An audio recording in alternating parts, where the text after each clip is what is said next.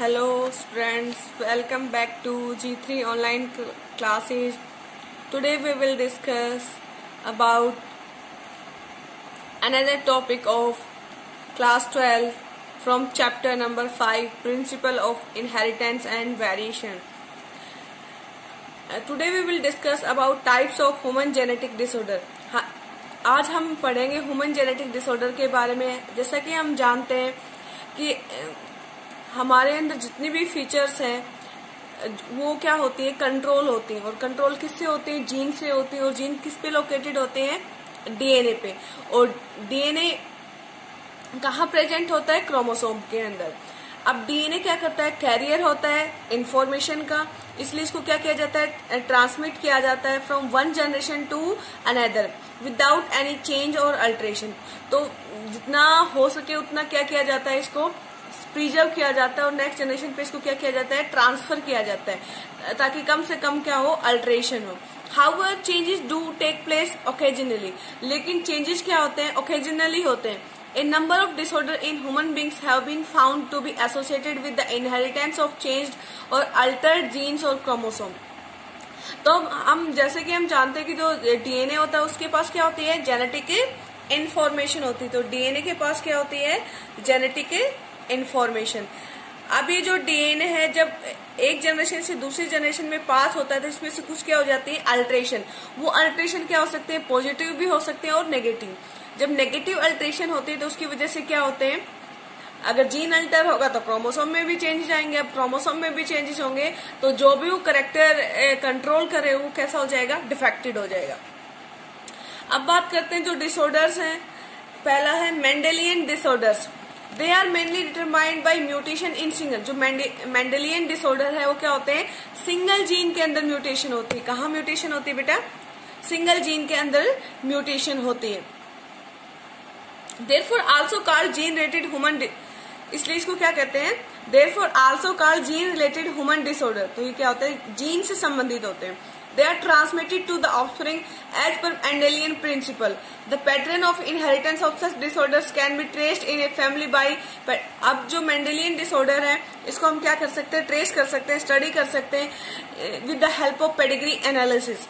Some common and prevalent Mendelian disorder are as follow। अब बात करेंगे कौन कौन से ऐसे मेंडेलियन डिसऑर्डर्स हैं जो क्या होते हैं? पॉइंट म्यूटेशन की वजह से होते हैं। जो हमने प्रीवियस वीडियो में हमने पॉइंट म्यूटेशन के बारे में पढ़ा था कि एक सिंगल जीन, अगर मान लो कोई सीक्वेंस आपके पास ATGC, अगर मान लो G क्या हो जाए? चेंज हो जाए, या तो डिलीट हो जाए या क्या हो जाए? रिप्लेस हो जाए।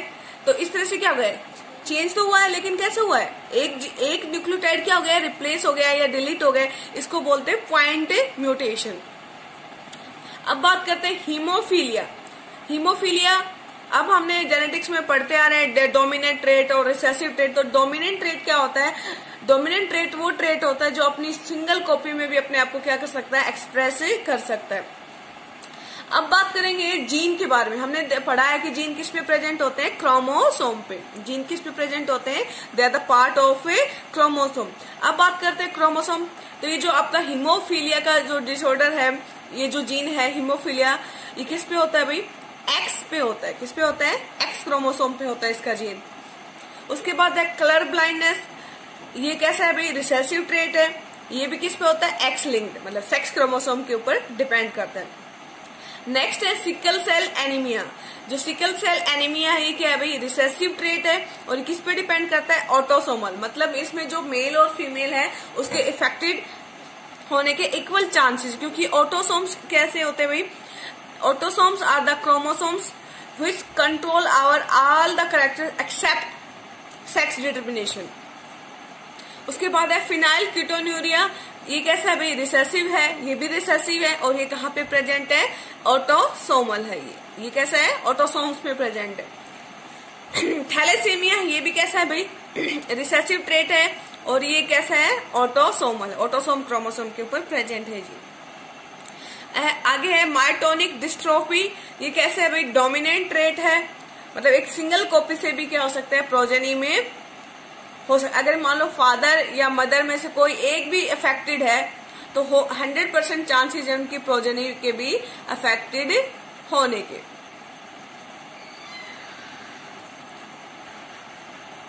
सॉरी 100% नहीं बेटा, 50%, और ये कैसा है, ऑटोसोमल।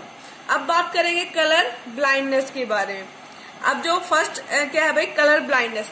कलर ब्लाइंडनेस कैसा है भाई, रिसेसिव है और सेक्स लिंक ट्रेट है। कैसा है, सेक्स लिंक ट्रेट है। In which the eye fails distinguish red. अब जो हमारी आंखें, वैसे तो क्या है, हम अलग अलग क्या कर सकते हैं, डिफ्रेंशिएट कर सकते हैं रेड और ग्रीन के बीच में, लेकिन the peoples who are colour blind, जो लोग कैसे हैं, कलर ब्लाइंड है, वो रेड और ग्रीन में डिफ्रेंशिएट नहीं कर पाते।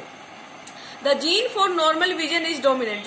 जो जीन है वैसे कैसे अभी नॉर्मल विजन के लिए डोमिनेंट है।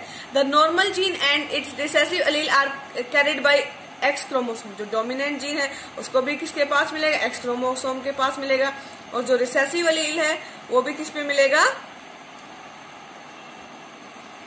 क्रोमोसोम पे मिलेगा।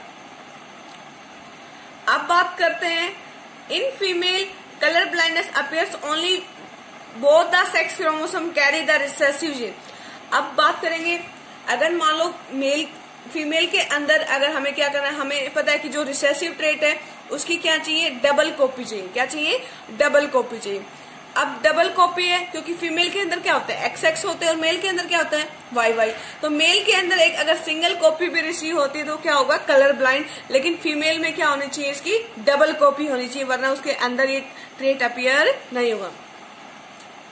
The females have normal vision, but males have defect appears in the presence of a single recessive gene because Y chromosome male do not carry any gene for color vision। अब हम बात करेंगे Y के ऊपर कोई gene नहीं होता colour blindness के लिए, ओनली किसके ऊपर प्रेजेंट होता है, ये X क्रोमोसोम के ऊपर प्रेजेंट है। तो अगर मान लो जो अगर फादर को अगर अफेक्टेड है तो उसकी जो डॉटर होंगी वो कैसी होंगी, नॉर्मल, और सन कैसा हो सकता है, सन भी कैसा होगा, नॉर्मल होगा, और जो पर उसकी जो डॉटर्स बनेंगी वो कैसी होंगी, कैरियर होंगी।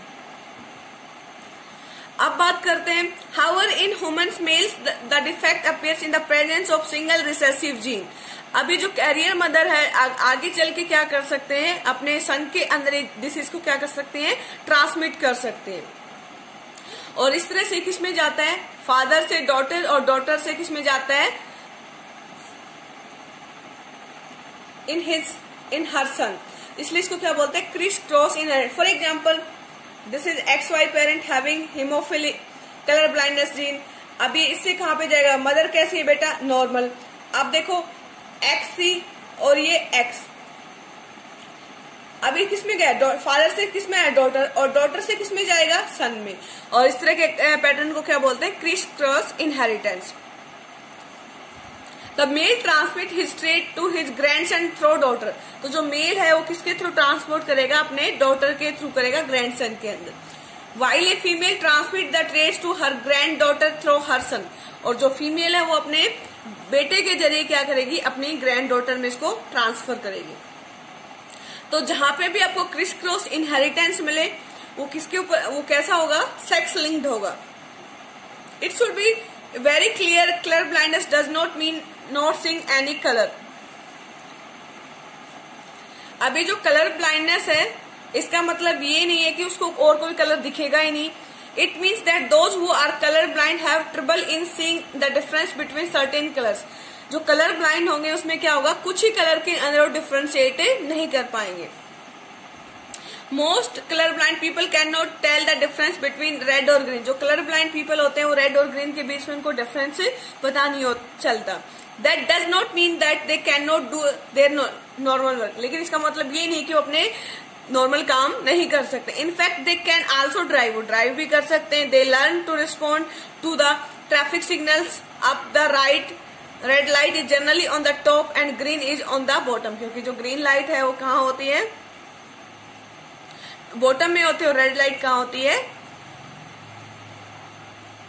आपकी टॉप पे होती है। इसलिए वो इजिली क्या कर सकते हैं, उसको समझ सकते हैं। If A colour blind man marriage a girl with a normal vision. अब देखो इसमें क्रॉस करके दिखाया गया कि जो वुमन है कैसी नॉर्मल है, और जो फादर है, सॉरी जो इसका हस्बैंड है वो कैसा है, कलर ब्लाइंड है। अब जो गैमेट्स बनेंगे दोनों के दोनों कैसे हैं, नॉर्मल है। लेकिन जो मेल गैमेट्स बनेंगे उसमें जो एक्स क्रोमोसोम है वो कैसा है, डिफेक्टेड है, और वाई क्रोमोसोम कैसा है, नॉर्मल। तो आप देख सकते हो कि जो फादर है उसने किसमें ट्रांसमिट किया, जो कि सन है वो कैसे है, नॉर्मल है दोनों के दोनों, और जो डॉटर है वो कैसी है, कैरियर है। इनके अंदर दिखेगा नहीं लेकिन ये दोनों की दोनों कैसी हैं, कैरियर, क्योंकि आगे चल के क्या करेंगी, अपने बेटे में क्या ट्रांसमिट कर सकती हैं, बेटे या बेटी में इसको ट्रांसमिट कर सकती है। लेकिन बेटी कैसी रहेगी, नॉर्मल रहेगी, और बेटा कैसा होगा, अफेक्टेड। आप देखते हैं if the carrier girl heterozygous for colour blindness. Heterozygous का मतलब क्या होता है कि इसके पास एक नॉर्मल जीन है और एक कैसा है, अबनॉर्मल। अब बात करते हैं सेकंड क्रॉस की। अब देखो जो फीमेल है इसकी जो डॉटर थी वो कैसी बनी, कैरियर बनी, और अगर इसकी शादी किससे होती है, कलर ब्लाइंड मैन से होती है। किससे होती है, तो इसमें क्या बनेगा, गैमेट्स कैसे बनेंगे, एक जो ओवा होगा नॉर्मल होगा, दूसरा कैसा होगा भाई, नॉर्मल, और एक कैरियर। इसी तरह से जो स्पर्म होगा एक कैसा होगा भाई, नॉर्मल, वाई स्पर्म नॉर्मल होगा, और एक्स स्पर्म कैसा होगा, डिफेक्टेड होगा। अब इसमें हम क्रॉस करेंगे तो क्या होगा, देखिए भाई यहाँ पे मेल और यहाँ पे फीमेल। अब आपने क्रॉस किया तो एक लड़की कैसी आई, कलर ब्लाइंड, एक लड़की कैसी बनी, कैरियर, एक लड़का कैसा बना, कलर ब्लाइंड, और एक कैसा बना, नॉर्मल। तो इसमें क्या है भाई, आप देख सकते हो 50% जो गर्ल्स है कैरियर एंड 50%, अब लड़की कितनी है, दो, तो एक कैसी है, कलर ब्लाइंड है, एक कैसी है, कैरियर है। तो 50% कैसी है, अफेक्टेड है, और एक कैसी 50% ही कैसी है, नॉर्मल। इसी तरह से एक लड़का कैसा रहेगा, कलर ब्लाइंड, और एक क्या रहेगा, नॉर्मल। तो 50% नॉर्मल और 50% कलर ब्लाइंड। नेक्स्ट जो आपका डिसऑर्डर है दैट इज हीमोफीलिया। हीमोफीलिया कैसा है बेटा, it is x linked recessive trait. ये कैसा है, x linked recessive trait. Therefore shows its transmission from normal carrier female to the male progeny। ये भी कैसा रहेगा, जो फीमेल कैरियर रहेगी उससे किस में जाएगा, मेल प्रोजेनी में जाएगा। Due to the presence of defective form of blood clotting factor protein exposed blood of affected individuals fails to coagulate। अगर मान लो इसमें होता क्या, समझते हैं इस बात को, कि अगर एक जो इसमें क्या होता है कि एक ब्लड क्लॉटिंग फैक्टर होता है वो नहीं बनता, जिसके अंदर भी हीमोफिलिक होता है। अब इसमें क्या होगा, अगर जब भी इसको कट लगता है तो उसको कोगुलेट नहीं होगा, और जब कोगुलेट नहीं होगा तो क्लॉट नहीं बनेगा, और खून का थक्का नहीं बनेगा, तो जो ब्लड है कॉन्टिन्यूसली क्या होगा, बाहर निकलता रहेगा। The possibility of female becoming a haemophilic is extremely rare. एक फीमेल कैसी है, अफेक्टेड होने के चांसेस क्या है, एक्सट्रीमली रेयर है, because mother of such a female has to be at least carrier. क्योंकि उस फीमेल की मदर क्या होनी चाहिए, कैरियर होनी चाहिए, और फादर कैसा होना चाहिए, हीमोफिलिक होनी चाहिए। और जो हीमोफिलिक जो मेल है वो कैसा है, अनवाइबल है in the later stage of life, क्योंकि जो लेटर स्टेज है उसमें वाइबल नहीं रहता।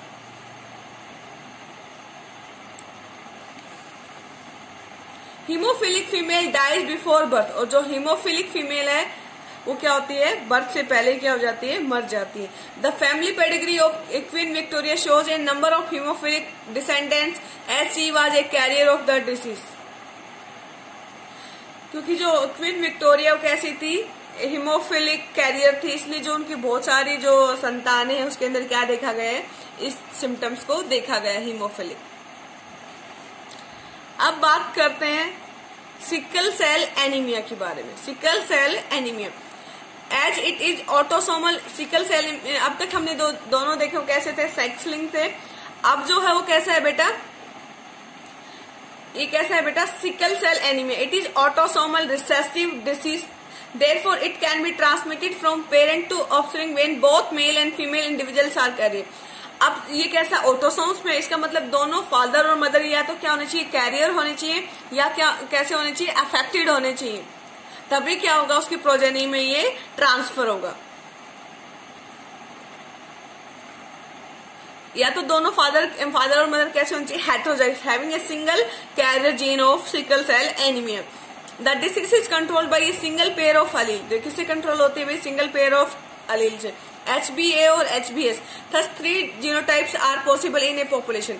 जो HbA और HbA इट मीन्स इसके पास क्या है भाई, ये एंटीजन है, और ये कैसा रहेगा, नॉर्मल रहेगा।